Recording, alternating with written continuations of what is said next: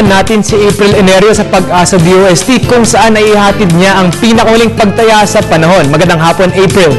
Magandang hapon din, Sandro. Sa ating balita, patuloy na nakakaapekto ang Intertropical Convergence Zone sa Mindanao habang may northeast monsoon naman sa Northern Luzon. Kaya sa lagay ng ating panahon ngayong Miyerkules, ang Palawan at Mindanao ay makakaranas ng occasional light to moderate rains or thunderstorms habang ang Cagayan Valley at mga probinsya ng Aurora at Quezon ay makakaranas naman ng may hinang pag-ulan.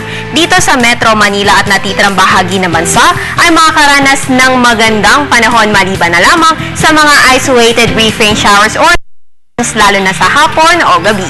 Ayon kay Pag-asa Weather Forecaster Samuel Duran, wala pa naman tayo namamataan sa panahon na nagbabanta sa ating par sa susunod na 3 araw. Ngayong linggo, ipinagdiriwang natin ang Global Warming and Climate Change Consciousness Week. Sa pangunguna ng Climate Change Commission, ang tema ngayong taon ay Climate Change Pilipinas, naghahanda sa pagbabago ng klima. Sa pakikiisa ng iba't ibang organisasyon sa ilalim ng United Nations at mga ahensya ng ating malaking bagay na po ang kanilang suporta sa mga hakbang na ginagawa para maging handa tayo sa climate change. Makisali at ipahatid ang inyong suporta. Bisitahin ang kanilang Facebook page na Climate Change Commission at sa kanilang Twitter at CC Commission PH.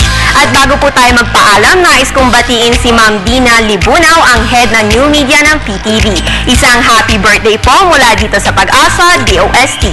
Para sa Telebisyon ng Bayan, April Enerio.